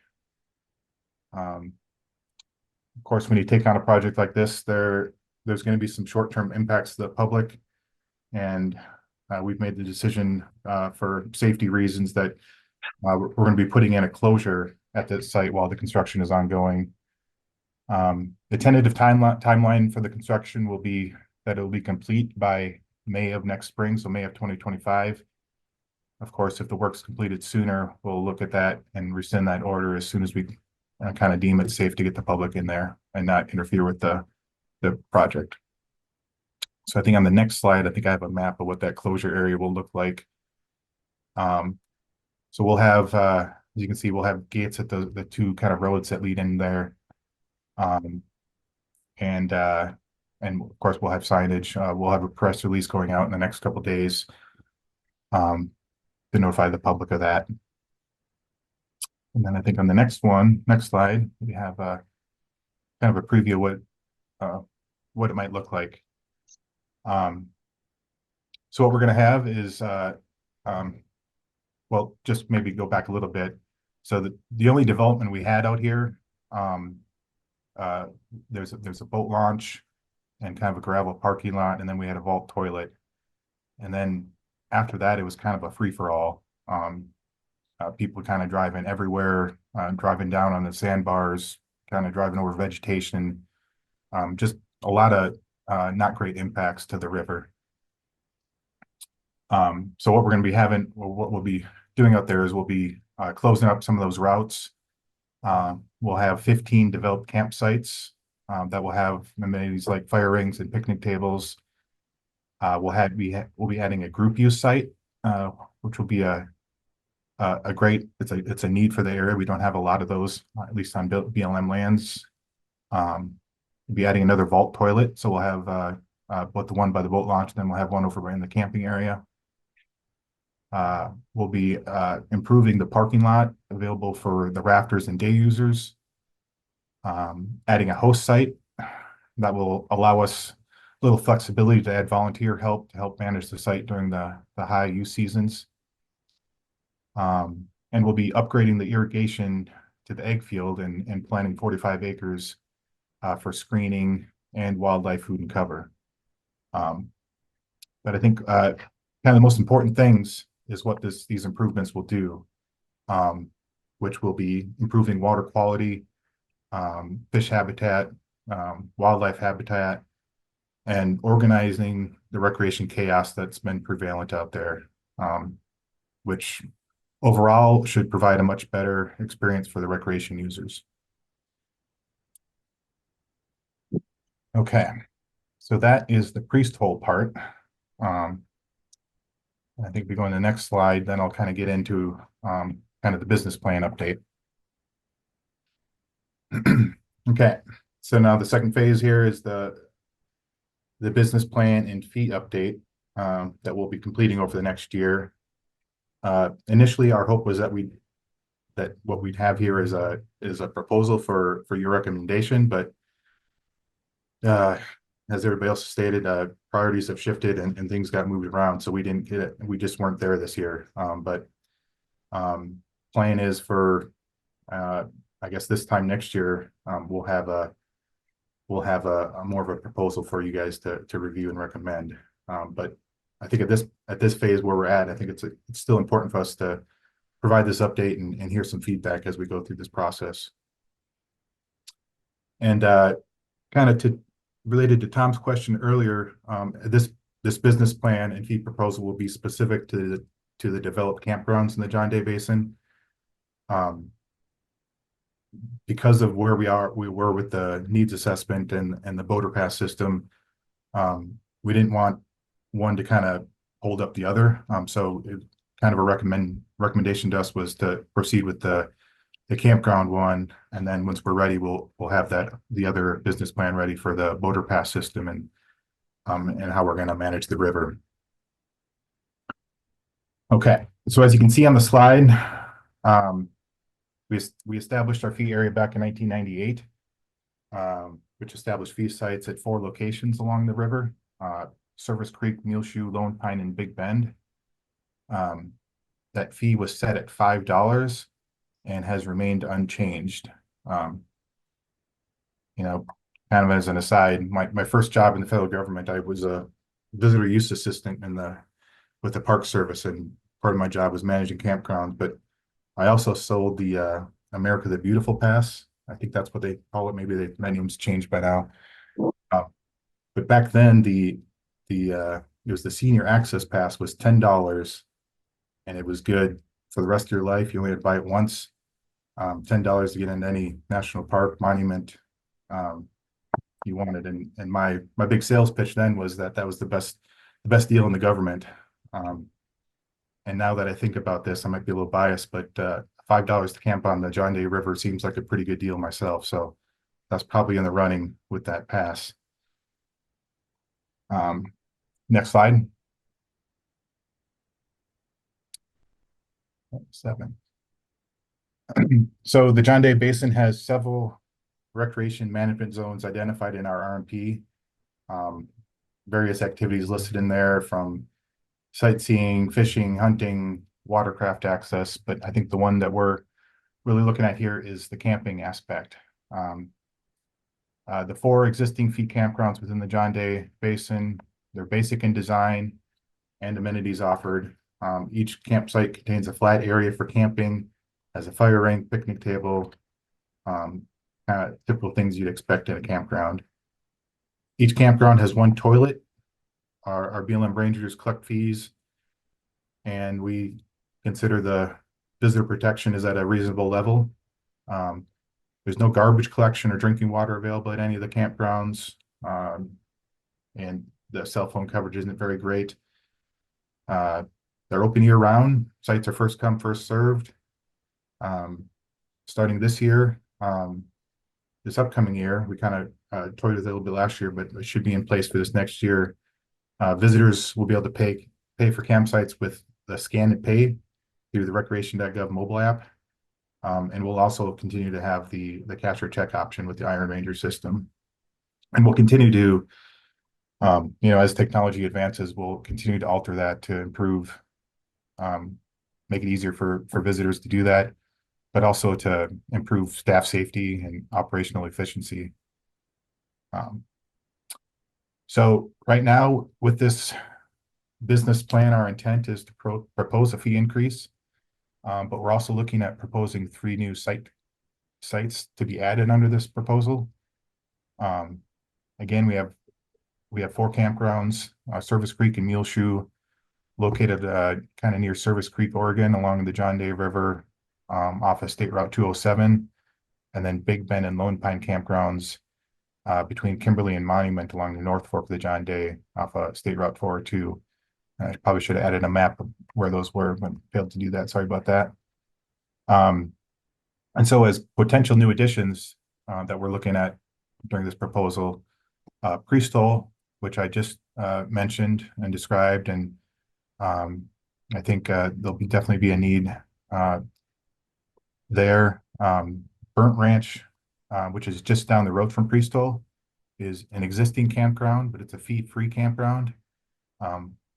There is picnic tables and kind of your typical amenities there, as well as a vault toilet. So we'll be looking to hopefully move that under the fee program as well. And then 30 Mile, which we hope to have a decision signed to soon. And if the preferred alternative is chosen, then there will be a campground developed there, and I think we'll be looking to add that as well. Okay, so we can probably move into the next slide. I have a couple of graphs up here. Yep. So just some things to look at here. I didn't want to dive too much into our draft plan because things are subject to change, but just some of the things we're looking at as far as fee revenue. As you can see, we got the four sites there and the revenue generated. I think something to keep in mind here, the total here is, I think it was like a little over like $6,500 on average we pulled in over the last 4 years. We don't have this year's totals, but I think those will actually probably be a little bit down from the past years just because of some closures we had in place this year. But that revenue that we generate, it really barely covers the cost of the administrative functions of collecting the fees and sending people out and bringing it back, counting, and the administrative process to that. We've historically brought on 1 or 2 seasonal workers every year that have kept up with the work involved with maintaining these sites. We were lucky enough to be chosen to add another permanent box onto our table of organization. And we are actually able to bring one of those longtime seasonals into a permanent position. But as our operations budgets vary and shrink, there'll be a need to look for more ways to cover the cost of maintaining these sites. Campgrounds, they require considerable trash pickup, visitor interaction, maintenance, law enforcement, and all those things that go into creating a positive recreational experience. Maintenance includes field supplies, signs, replacements and upgrades, toilet cleaning, toilet pumping, road and tent pad maintenance, picnic tables and fire ring management, vegetation control, all those things, all those kind of various factors kind of lead into kind of the path we're heading towards now. Let's see what else I got here. Varied funding sources help support a recreation program right now. Throughout the fee area that we have established, of course, congressional appropriations, different grant opportunities, partnerships, and then use of volunteers. But it's just collected campground fees. Should be noted, they don't fund the campgrounds themselves, and we're constantly looking for different ways to find pools of money to help upgrade those. So our goal with this business plan will be to find a way to generate revenue from these sites, and then take that revenue and return it right back to those sites in the form of upgraded amenities, and all those various things I just listed to improve the visitor experience. Basically, what we're hoping to do is to find a way to make these sites more self-sustaining, so the reliance on these other funding avenues that just seem to be more unreliable as we go on throughout the years here. So we're not relying on those. And then the next slide, I think I have kind of a projected timeline. Oh, these are just some more stats. So if you look at this here, kind of our average visitation over the last 4 years, kind of tied in with those rec fee accounts. We've added our visitation from these 3 potential proposed sites as well. You see there, particularly Priestville and 30 Mile visitation is greater than a lot of these sites where we do generate revenue. And despite not, bringing in revenue at these sites, we still have a presence out there. And we're still doing all the maintenance and everything that goes into that. So it's a big workload, and and there's a big cost that goes into that. And then the next slide, I think, has the timeline that we'll be looking at. So just for you guys' knowledge here, so by February this year, we'll have a draft plan ready. It's honestly just about there. We'll just do some tweaking over the winter time here and make sure that it's where we want it to be. In April, we'll post the proposed new fees at our various recreation sites. That way, to give the public a chance to see what we have planned and give them time to comment. Of course, we'll list where and when they can add their feedback for that. And we'll go through our process, have our, once we receive that feedback, we'll revise the plan to reflect those comments. By August, we hope to have it up for our state and national review, and get sign off from our deputy state director. And then hopefully this time next year, we'll be talking to you guys again and presenting a full proposal and looking for a recommendation. Soon after putting in the Federal Register. And then I think I have May 2025. That should read May of 26. I definitely don't have a time machine. So, but I think there's 6 months between when we publish it and when we can implement. So, yeah, looking at kind of the spring of 26 for implementing any new fees that are proposed. And I think with that, I think that's kind of all I have right now. Again, plans to kind of go through this year cycle and be back with you guys next year to kind of go over this more. Next year, when we go over it more, will you have more of an idea of instead of $10 to $20, we actually have more of an idea of what number it would be. Yeah, yeah. In fact, I think, without getting too much into it, I think we're looking right now at either a raise in the proposal will probably be either $15 or $20. We've been running some kind of cost analysis of just the other campgrounds and what the fees are in the other areas. And if I'm remembering right, I think we're right around $18 for similar places. So I think that $15 to $20 is probably right in line with where we're going. I know the public, when government agencies come out with stuff like this and it says, $10 to $20, people start, getting jumpy. Yeah. When you actually give an actual number, people, they can understand it a little bit better. Yeah, for sure. And I think we're pretty sensitive too to the fact that it's going to be a big jump, right? From $5 to potentially 20. But I think just, it's 26 years since we've changed that. And I think, I guess it'll be about messaging that right and making sure that the revenue we are creating is being used in the right places. And Well, in what you're getting now, you can't even pump out the vault toilets. No, hear that. That's So, absolutely right. Yeah. and that's the biggest complaint on every, facility I've ever heard is the vault toilets and pumping those out. It's an understandable thing. Yeah, for sure.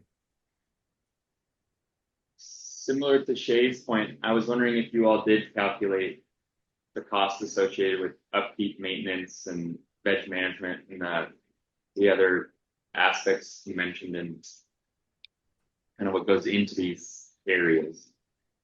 Yeah.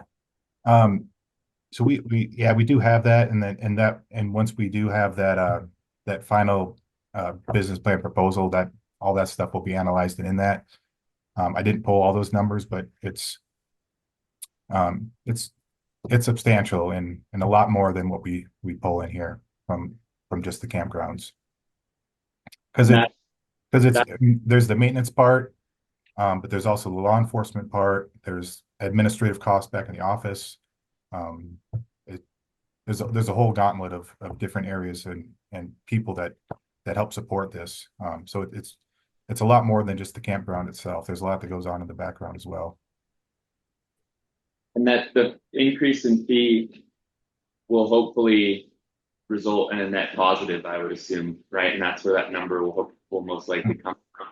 Yeah, for sure. And I think maybe I didn't make the point enough, but the visitation that we have at those sites that we don't have a fee at, and we're still sending people out there, we're still maintaining them like to the standard that we want to. But those, that the funding for those positions that come and maintain those sites is coming from other avenues. And the funding levels vary from year to year. In this last year, and I think this upcoming year we've had some cuts to our budget, and that there's cycles to that, right? And we're kind of in some lean times right now. And so we're stretched right now, as far as what we have and the capacity we have. But we still look for opportunities. When I know Tom was talking about, there's end of the year money opportunities sometimes, and we've taken advantage of those the last couple of years, buying picnic tables and fire rings and things that we can have. So we do what we can with what we have, but it's I think there's an opportunity to do more. Absolutely. Is the visitation, I have so many questions. This is really interesting to me. Is the visitation an estimated number of individuals, or is it families or fee payers? Yeah, it's an estimate. I think those numbers that we have were pulled from we call our RIMIS system. It's where we are kind of the BLM recreation kind of gathers all our statistics. But there's a formula that we create based on, it's kind of hard to explain, but we take samples. We'll go out and have people observe visitation on certain days, and then we kind of use those numbers to come up with a number for the end of the year. But it's definitely an estimate, kind of a best guess, but it's probably undercounting what we have out there, honestly.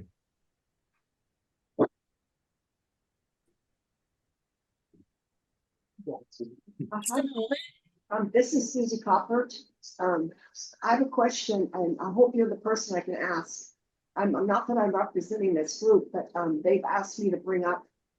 There's 5 different groups, and I'm embarrassed to say I don't know all their titles, but they're interested in closing off Mitchell down to the Ochakos or Ochakos, which is that area, John Day, for light pollution. They're groups that like to take pictures of the stars.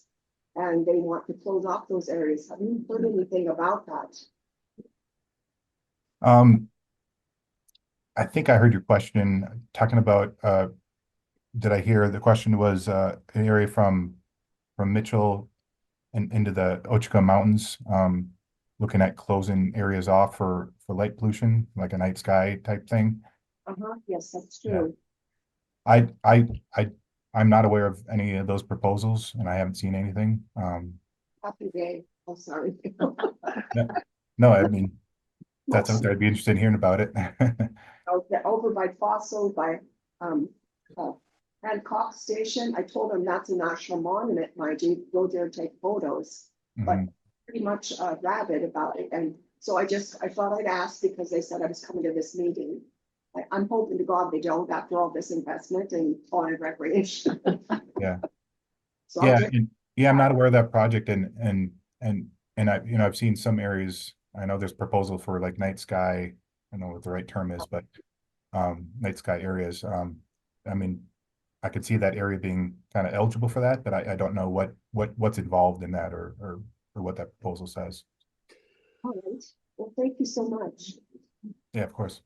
I know something about that because Hardy County just voted down having the clear skies, whatever they call it. They just voted Dark dark sky. sky. And among the rabid, although I live in Grant County, from my house, I can see now, I can now see the lights of Prairie City 17 miles away, and I resent that very much. There's no need. They could turn those lights off. I like to see the stars still out in one rabid. So then I don't shovel. I'm not trying to point fingers. So would this conversation, would this affect this campground? Yes, that's what That's what you're asking. So if they're gonna do that, if this campground gets implemented, are they going to not want this campground? So I guess. Yes, that's the question. I didn't say it right. Good catch. Thank you. However, if anybody has a chance to make a nickel, they will vote down dark skies. And so I don't think you have anything to worry about based on Martin County.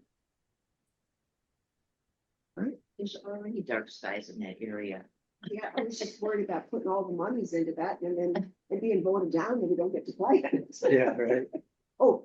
Go ahead, Melissa. So I know enough to be dangerous, and I'm thinking dark skies might be something we want to have a presentation on down the road. Yeah. But it doesn't necessarily shut off the power.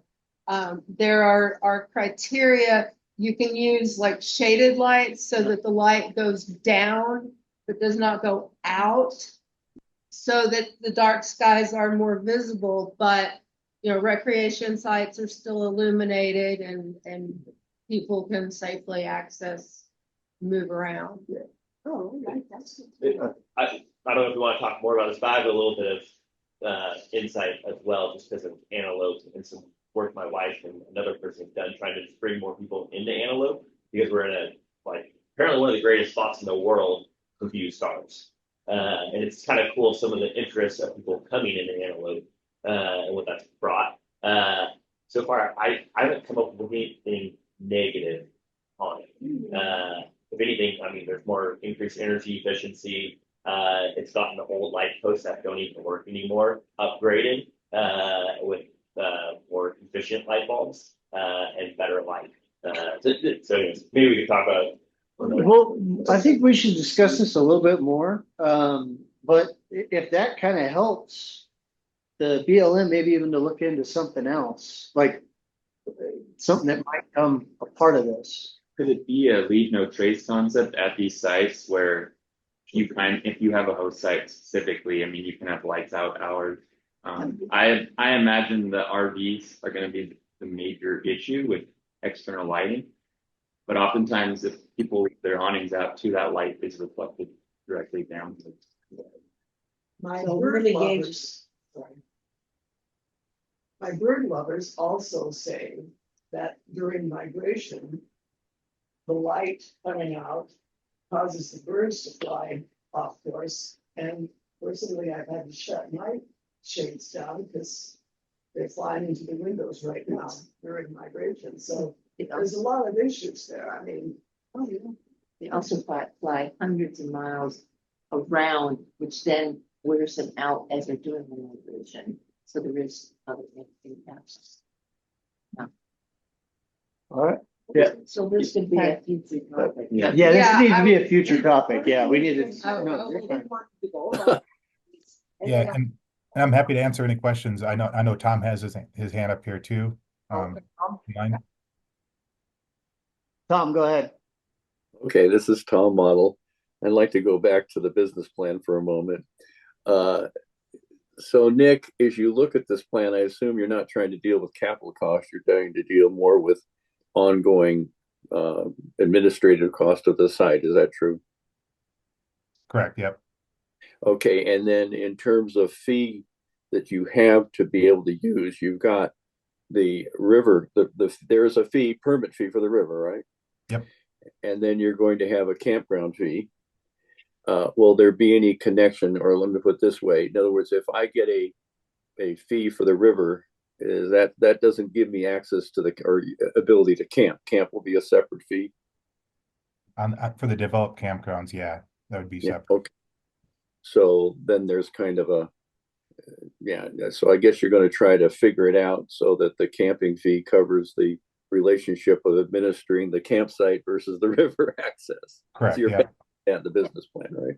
Yeah, and we'll probably dive into the riverside more once we get into that separate business plan down the road. Okay.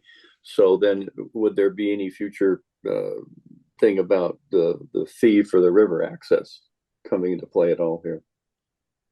Not related to this one. Again, I think, I'm not trying to give you blow you off here, but I think it, without really knowing what direction we're headed with the boater pass and that system, it's probably too early to say what we're going to do there. Okay. And real quick question, you gave a date. When was the $5 fee established for the existing sites? Yeah, 1998. Okay. I did a quick calculation. And if you factor in inflation, which was really big, enormous, you'd take that $5 up to $30, basically, if you were to do just inflation over all those years. So just a comment on the side there. No, definitely. I was 98. I was in high school. I think I bought my first car, and I think I was buying gas for $1.50 back then. So yeah, definitely changed since then. Okay. Well, I know we're into the break period, so I don't want to belabor that. I have one more. We have one more question. I've been using the scan to pay option when available at BLM sites throughout the US. And I'm wondering if there's cell phone coverage to actually be able to perform that. And then maybe it's a recommendation, maybe you've thought of it, but in your business proposal and thinking about costs associated, people that are able to use that application and not submit a check, that could be a decreased cost for your all's management as well, if you can push that narrative, because there won't have to be as much collection of checks and the cashing of those checks and the organization of monies. Yeah, absolutely. And I think that's BLM wide. That's just something we're trying to push because of both that reason, the costs associated with collecting fees, right? And just the security of, having folks going out there and carrying those back to the district offices. So it's definitely kind of the way we're moving right now.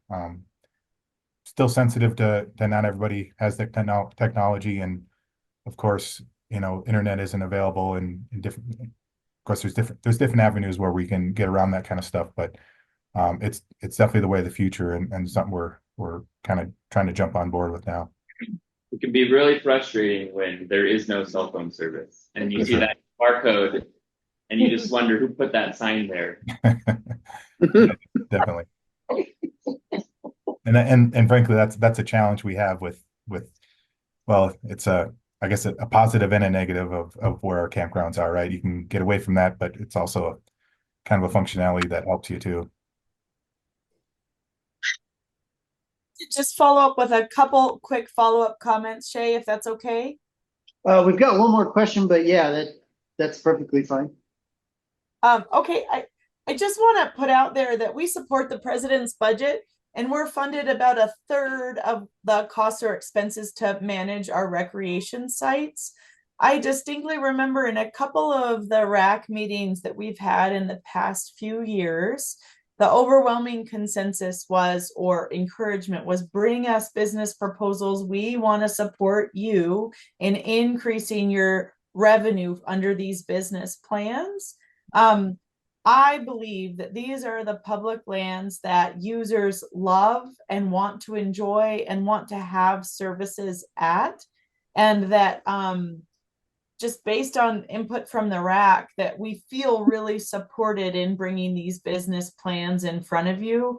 I also think that our public lands, as Nick mentioned, in the $10 for the Beautiful Pass for seniors, however many years ago, was the greatest deal to the American people. I sort of feel that right now using BLM public lands is the greatest deal for the American people. And unfortunately, the value isn't there for what our ability is to continue to maintain these sites. And so I'm saying it just a little more, perhaps less professionally and more emphatically, that these fees support the lands that we all love. And I'm hoping that a piece of that message comes across as we evaluate the complexity, the remote operating kiosks. Many of them use satellites now, Cole. And that's probably what we'd be looking at instead of the cell phone service in order to collect fees, which increases compliance, among other things. So there's a lot of complexity with this. We've appreciated the RAC support in the past. The timeline that you see on the screen right now, part of the difficulty for implementation is the fact that we have to post those fees at the sites during the height of the season so that the users see it. We would be further ahead on this if it wasn't for that bureaucratic loophole. So we will be posting them in the future. And so it just felt important to communicate some of that based on what we've heard from the RAC in the past year or two. And Nick, I really appreciate the good work on this. Yes. Thank you, Nick. Thank you. We've got one more question, Andrew. Yeah, Nick, Andrew Hartenstein here. I'm fairly familiar with that Priest Hole area and then also down to like the Clarno boat ramp. One of my, I guess, concerns, or just throwing it out there for your consideration with your team, is just the increased use, especially in road maintenance, and then also like puncture buying is huge in that area. Because I would expect that this new project, a lot of people are going to want to come visit, and it's going to drive a lot more traffic. So maybe my request, if there was one, is just really excellent signage on that Burnt Ranch road, especially with the seasonality of it and how it can become just impassable. There's been a lot of people that pulled out or have been stranded, and kind of it's just people unfamiliar with what it takes to be out in the backcountry. So I guess maybe my ask would just be also in concordance with a new really cool campground is road maintenance, and then just excellent signage on seasonality of roads. Yeah, of course, and that's a really great comment, and definitely something that's been on top of our minds, right? And we've already we had a road crew go out there to improve the roads just for the construction part of it, getting heavy equipment and stuff in there. But that's definitely something that we'll be looking to improve as the years go on, right? Again, right, like inviting, big trucks with trailers to drive those roads. We recognize the dangers involved in that. So we'll that's definitely top of our minds to work on improving as well. And it has been a concern throughout this whole process, frankly.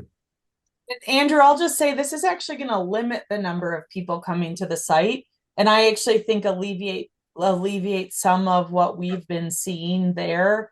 Recreation is increased hugely in that area. And on this road, we're hoping that this will actually help a little bit. We've been talking to Wheeler County and their roadmaster quite a bit on the impacts, and the sheriff's department for pulling out those cars, etc.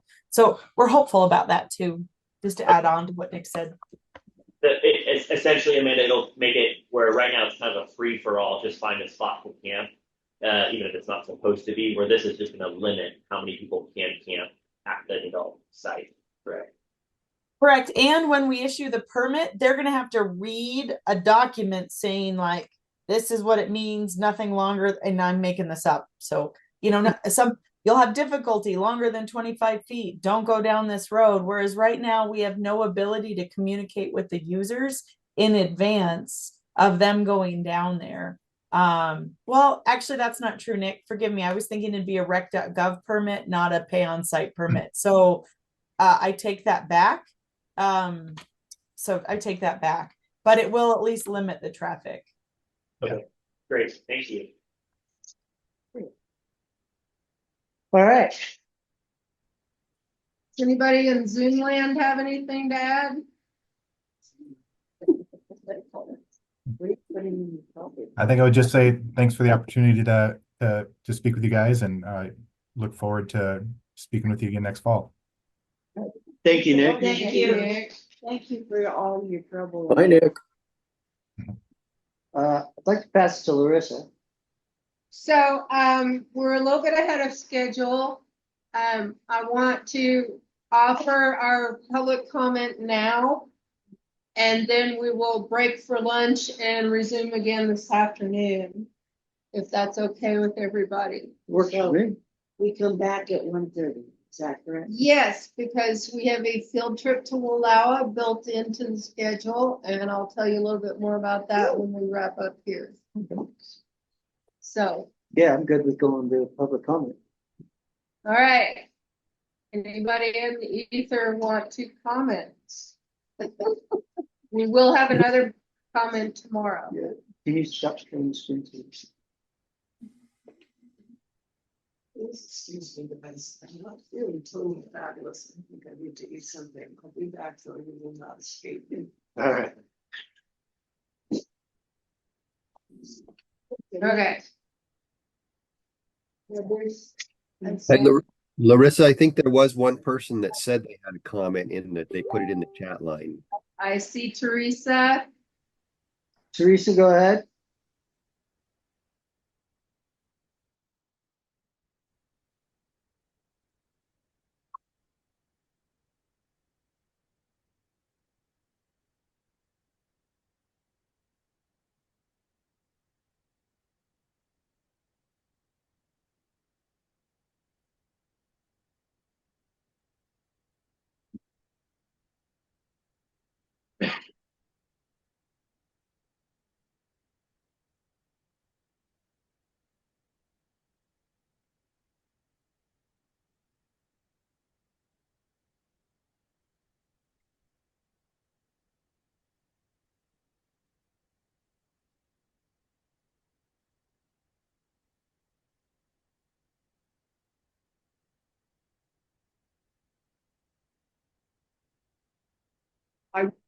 I will be speaking about Murderers Creek horses tomorrow. So Thank you. Teresa, Let me jump in here real quick if I could. Go ahead. I can speak to it from the federal at least to some of it from the BLM perspective, if that's helpful. As of right now, we have not received, seen, or heard any evidence of horses that have been harmed because of the fire. That doesn't mean something hasn't happened and we haven't seen it yet. Katie, I don't know if you have any additional input on that. And the sheriff so far has said the same thing. And so on some of the private lands as well as public lands. So that fire is still, the Rail Ridge fire is still in suppression mode. And so we are still undergoing active fire suppression on that fire. I know in many cases, gates were opened, and we don't know of any horses being trapped so far. That could change as we learn. BLM is, we have a meeting later today with the Forest Service to continue to evaluate the impacts of forage and the impacts of this fire on that herd and what options are available to us to make sure the herd is taken care of. And what needs to happen in order to make sure that happens. So the fire is still ongoing. We are looking at what can be done and on what timeline and with what resources to make sure the herd is looked after. And so we're looking at that. There's been impacts to grazing because of the fire, not just to horses, also to cattle and our winter range for other animals, mule deer, etc. So there's a lot still unfolding. We're attentive to the herd and we're having those conversations right now to understand what actions might be necessary. Thank you, Amanda. The rail fire has blown up again this morning. It's 165,000 acres reported. 10% of Grant County has burned. Ooh. Okay, I'll see you guys afterwards. Right.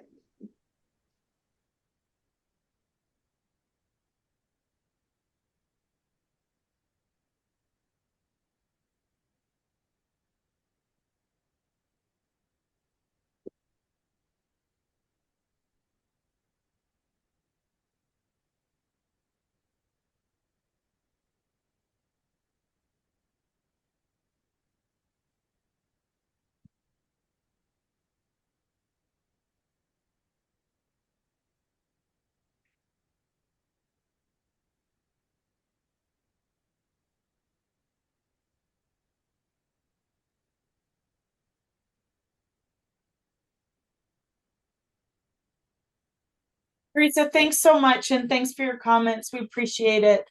We're still making sense of it and trying to figure out what we can do.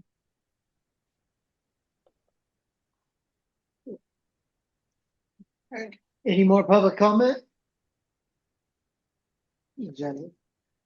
All right, so like I said, we're a little ahead of schedule, but we are going to break for lunch, which will include an optional field tour to the Nez Perce Wallowa homeland.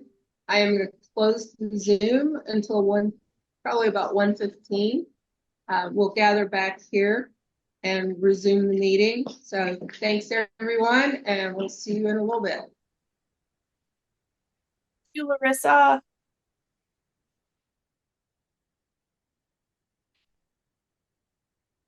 Oh. Well,